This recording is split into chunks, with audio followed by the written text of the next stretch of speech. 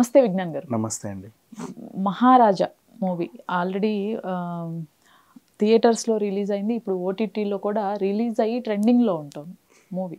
Almost 10 days నుంచి 10 days above నుంచి ట్రెండింగ్లోనే continue అవుతుంది. ఆ మూవీ చూసారా? మూవీ మీకు ఎలా అనిపించింది? మహారాజా సినిమా గురించి ప్రత్యేకంగా చెప్పాలి అంటే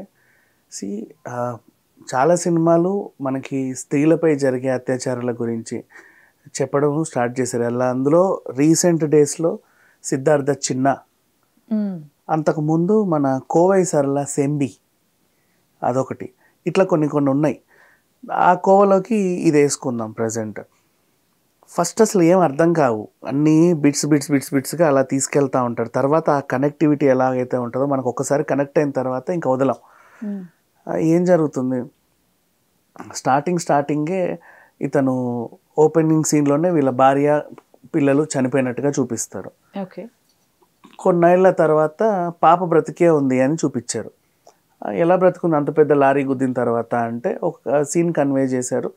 ఆ పైన ఒక డస్ట్బిన్ ఉంటుంది పాతది, ఏదో అలా పైన పెట్టేసి అది ఉల్టా పడింది ఆ పాప పైన. సో అక్కడ దాకా వచ్చి ట్రక్ ఆగిపోయేసరికి ఆ పాప బతికింది మొత్తానికి ఏదో రకంగా. పాప ప్రాణాలు కాపాడింది కాబట్టి దానికి లక్ష్మి అనే ఒక పేరు పెట్టుకొని ఇంట్లో వీళ్ళ ముగ్గురితో పాటు ఉంటారు. అండ్ దీంట్లో ఇంకోటి అందరూ గమనించాల్సిన సీన్ ఏంటంటే, ఆ ఇల్లు సెకండ్ వీళ్ళు పెరిగిన తర్వాత చూపించే హౌస్ ఏదైతే ఉందో చుట్టుపక్కల ఏం లేకుండా ఉంటుంది, రోడ్డుకి అన్నిటికీ దూరంగా. అంటే ఫస్ట్లో రోడ్డు మీద ఇల్లు ఉంటే ఇలాంటి ప్రమాదం జరిగింది కాబట్టి తర్వాత తను ఆ ఇల్లుని, ఇండిపెండెంట్ హౌస్ని ఎక్కడో అంటే అక్కడెక్కడో గేటెడ్ కమ్యూనిటీ, అక్కడెక్కడో ఇది చుట్టుపక్కలన్నీ ఆకులు చెరువులు మధ్యలో కట్టుకుంటున్నాడు. అది గమనించి ఉండాలి చాలా మంది. అది డైరెక్షన్లో హిడెన్ జెమ్, అది మోస్ట్లీ అందరికి అర్థం కాదు. అందుకు ఆ ఇల్లు అక్కడ కట్టుకున్నాడు. అంటే ప్రమాదం జరగదు కదా, ఇప్పుడు ఎవరు వచ్చి గుద్దరు, మనం వెళ్ళే రోడ్డు మీద పడాలి తప్ప రోడ్డు మీద నుంచి ఏది రాదు. అలాంటి ప్లేస్లో ఆ ఇల్లు ఉంది సెకండ్ హాఫ్. ఇక తర్వాత అతను ఒక బార్బరు, ఏదో రకంగా సంపాదించుకున్నాడు. పోలీస్ స్టేషన్కి వెళ్ళాడు. ఒకరోజు వాళ్ళ ఇంట్లో దొంగలు పడి లక్ష్మిని ఎవరో దొంగిలించారని కంప్లైంట్. ఎంత ఇవ్వడానికైనా రెడీ తను ఆ డబ్బా కోసం, డస్ట్బిన్ కోసం. ఎందుకు అంత ఎమోషన్ ఏముంది దీంట్లో అంటే, అసలు విషయం ఏంటంటే, ఆ దొంగలించిన వాడు ఆ రోజు వచ్చినప్పుడు డస్ట్బిన్నే కాదు తీసుకెళ్ళింది, ఇంకేవేవో తీసుకెళ్ళి ఆ అమ్మాయిని కూడా పాడు చేసి వెళ్ళిపోయాడు. ఆ విషయం క్లైమాక్స్లో కన్వే అవుతుంది. నెక్స్ట్ ఆ దొంగ ఎవరు ఏంటనేది కూడా అతని లైఫ్ కూడా చూపించుకుంటూ వచ్చారు. ఆ దొంగ ఆ కూతురికి చిన్న ఎమోషను, చైన్ కొన్నాడు బర్త్డే రోజు. అభిరామి తనకు వైఫ్గా చేసింది, చాలా రోజులతో చూడరామని చాలా బాగా చేసింది. ఆ రోజు ఏమైంది, ఆ సెలూన్లో మర్చిపోయాడు ఆ పెట్టని. ఇతనికి దొరికింది, ఇతను బాధ్యతగా ఇవ్వడానికి వచ్చాడు. అతన్ని పోలీసులు అదే టైంలో అరెస్ట్ చేశారు. ఆ తర్వాత ఏమైందంటే, వాళ్ళ వైఫ్కి ఇవ్వడానికి ఇతను వీళ్ళ వైఫ్తో సహా వెళ్ళాడు. ఆ ఇల్లు రోడ్డు పైన ఉంది. ఇవ్వడానికి వెళ్తే ఆవిడ చాలా హ్యాపీయే. ఆ టైంలో ఈ యాక్సిడెంట్ జరిగింది. ఈ యాక్సిడెంట్లో ఎవరు పోయారు, వీడి వైఫ్ పోయింది, అభిరామి చనిపోయింది, ఇతని పాప కూడా చనిపోయింది. ఆ డస్ట్బిన్ పడింది ఆ విలన్ కూతురు పైన. అప్పుడు మిగిలిన ఆ పాపని నా కూతురు అన్నట్టు ఈయన పెంచుకొచ్చాడు. అండ్ ఎవరు ఈ పాపని పాడు చేసింది, ఆ విలన్కి సంబంధించిన గ్యాంగే. తండ్రే కూతురు మీద అత్యాచారం చేయించాడు వాళ్ళ ఇదితో. అది క్లైమాక్స్లో కన్వే అయింది. అతని రియలైజేషన్ మళ్ళీ ఇంకా జీవితంలో నేను చేయలేని తప్పు చేశానని. ఈ పాప ఇక్కడ కొత్తదనం ఏంటంటే, నన్ను ఎవరైతే పాడు చేశారో నేను అతనితో మాట్లాడాలి, నువ్వు తను ఏమీ చేయకు. లాస్ట్లో అక్కడ కూర్చొని నువ్వు ఎందుకు ఇలా చేయాలనిపించింది అని ఆమె క్వశ్చన్ చేయడం, తన దగ్గర ఏం ఆన్సర్ లేకపోవడం, తర్వాత తను నీ కూతురేరా నువ్వు చేసిందని చెప్పడం, అతను రియలైజ్ అయితే తను చనిపోవడం, ఇలా ముగిసింది cinema. Full emotional drama.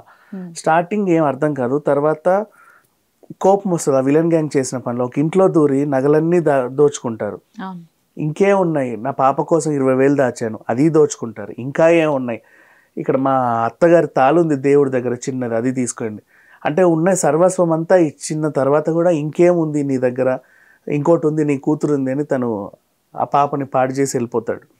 So ఇవి అంతా కూడా చూస్తే కోపం వస్తూ ఉంటుంది. అంటే మన విజయ్ సేతుపతి ఎమోషన్ మనకి కనెక్ట్ అవుతుంది. తన ఎమోషన్ కరెక్టే, ఎందుకు అంత గట్టిగా నిల్చున్నాడు అని.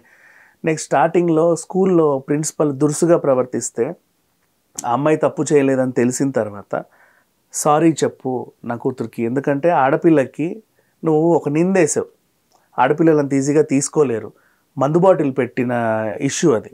రేపటి రోజు 10 మంది మాట్లాడుకుంటారు. 50% నీ డబ్బాలో తెలిసింది ఏమని, ఈమె కాదు ఆ పిల్లోడు అని. కానీ బయట కొంతమంది అన్న మాట్లాడుకుంటారు కదా, తను ఎక్కడో ఏములకో హర్ట్ అవుతుంది, ఇలాంటివి చేయకూడదు, నువ్వు సారీ చెప్పు అని చెప్పిన తన ఎమోషన్ బాగా కన్వే అయింది. అండ్ మమతా మోహన్ దాస్ ఆమెకి సపోర్టివ్గా పర్వాలేదు అన్నట్టు చేసింది. ఆమె క్యారెక్టర్ పెద్దగా ఏం లేదు. అండ్ అట్లా సినిమా అంతా సాగింది. ఓవరాల్గా చెప్పాలి అంటే పర్ఫెక్ట్ ఎమోషన్. అంటే నిజంగా ఈ రోజుల్లో అమ్మాయిల పైన ఎవరన్నా ఇలాంటి థాట్స్ ఉండి వాళ్ళని ఏదో చేసే వాళ్ళకి గతంలో వచ్చిన సినిమా మాదిరిగానే ఇది కూడా కనెక్ట్ అయిపోయింది. అంటే పాయింట్ ఒకటే, చూపించిన విధానం వేరు, డిఫరెంట్ యాంగిల్లో ప్రజెంట్ చేశాడు. అండ్ నన్ను ఇలా చేసిన వాళ్ళని నేను కలవాలనుకుంటున్నాను నాన్న, నేను వాళ్ళని అడగాలనుకుంటున్నాను, ఎందుకురా నన్ను ఇలా చేసావు, నీకేమనిపించింది అని.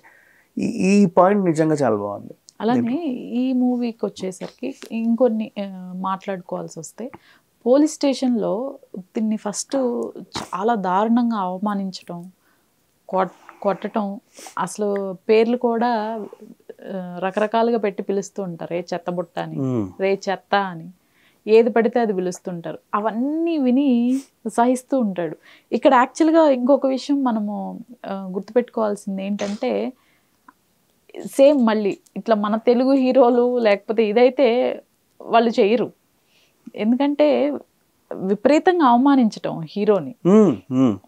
అట్లనే బార్బర్గా ఎంత న్యాచురల్గా ఉంది అంటే యాక్టింగ్, ఎంతో మందికి, నాకు తెలిసి ఒక 5 మెంబర్స్కి 6 మెంబర్స్కి గడ్డం చేస్తూనే కనిపించాడు. అవును అవును అవును మూవీలో. అది కూడా ఒక హైలైట్ అనుకోవాలి. అది ఎవరు చేయరు బేసికల్. ఇంకా నేను ఇంకోటి చెప్పనా, ఎందుకు తెలుగు వాళ్ళు చేయరో తెలియదు కానీ లాస్ట్ టైం జైలర్ సినిమా చూసినప్పుడు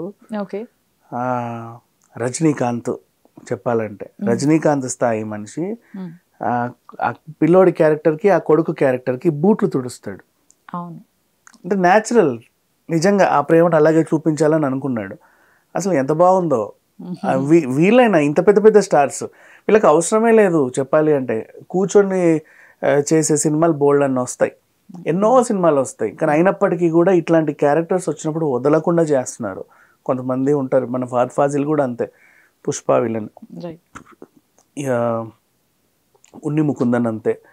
వీళ్ళంతా ఇటువైపు స్టార్ హీరోలందరూ కూడా ఎంత పెద్ద స్టార్లైనా, ఎన్నేళ్ళైనా, వాళ్ళకి ఎన్ని బిరుదులు వచ్చినా, ఎన్ని అవార్డ్స్ వచ్చినా ఇంకా ఇంకా ఇట్లాంటి సినిమాలు చేస్తున్నారు. బడ్జెట్ లో బడ్జెట్టే, పెద్దగా ఏం ఉండదు, కానీ కథ ఇంపార్టెంట్ వీళ్ళకి. మన సైడ్ మినిమం ఒక పెద్ద హీరోతో సినిమా అంటే బడ్జెట్ ఎంత అని అడుగుతారు. 200 కోట్ల 150 కోట్ల అని. ఎక్కడెక్కడ సెటిల్ వేస్తున్నారు, ఎన్ని పాటలు ఉన్నాయి, ఎన్ని ఐటమ్ సాంగ్స్ ఉన్నాయి, ఇవే కదా మనకి ఇక్కడ సినిమాల్లో. అవే చూస్తూ ఉన్నాం. కానీ ఇటువైపు చూస్తే అసలు అవి ఓటీటీకి రిలీజ్ అయ్యి మన తెలుగులోకి డబ్ అయితే అనుకోకుండా మనం చూసినప్పుడు అనిపిస్తుంది, అరే ఏంటిది ఇంత ఉందా దీంట్లో అని. ఇంకా బోల్డ్ సినిమాలు ఉన్నాయి, హిడెన్ జెమ్స్, మనం మాట్లాడుతుంటే తెలుస్తూ ఉంటుంది. అండ్ ఈ సినిమా గురించి చెప్పుకోవాలంటే మాత్రం ప్రతి ఒక్కరికి చూడమనే సజెస్ట్ చేస్తాం. అక్కడ ఎందుకు అన్ని కోట్లు కలెక్ట్ చేసింది అంటే వాళ్ళకే తెలుసు. ఇంకోటి టీవీనో థామస్ అని ఇంకొక ఆయన ఉన్నాడు, అప్పట్లో కేరళ వరదల పైన ఒక సినిమా చేశాడు 2018లో, కేరళ వరదల పైన. అది న్యాచురలే. అంటే వాళ్ళకి ఏంటంటే అక్కడ నిజంగా జరిగే సిచ్యువేషన్స్ని స్టోరీలుగా మలుస్తా సినిమాలు తీస్తున్నారు. పెద్ద పెద్ద హీరోలను పెట్టి తీస్తున్నారు, వాళ్ళు యాక్సెప్ట్ చేస్తున్నారు, జనాలకు కూడా ఈజీగా కనెక్ట్ అవుతున్నాయి. మనకు 90sలో ఉండే ఇలాంటి సినిమాలన్నీ, జగపతి బాబు, వడ్డే నవీన్, వీళ్ళందరూ వచ్చినప్పుడు, వేణు తొట్టెంపూడి, శ్రీకాంత్, ఆ శకంలో ఉండే, ఇప్పుడు లేవు. వీళ్ళు ఇప్పటికీ కంటిన్యూ చేస్తూ ఉన్నారు. రైట్. ఫైనల్గా మూవీకి సంబంధించి హైలైట్ సీన్స్ కానీ, లేకపోతే ఏవైనా 1-2 ఈ సీన్స్ లేకపోతే బాగుండు అని కానీ? నాకు ఒకటి అర్థం కాల యాక్చువల్లీ, పాము క్యారెక్టర్ నాకు అర్థం కాల ఫస్ట్ నుంచి లాస్ట్ వరకు. అది విజయ్ సేతుపతి పెంపుడు పామా లేకపోతే, అంటే ప్రతి సీన్ లో ఉంది, ఆయనకే హెల్ప్ చేస్తుంది. ఒకసారి ఆయన మెడని ఇలా చక్కగా చుట్టేసి మరీ వెళ్ళి ఇంట్లో ఉండింది.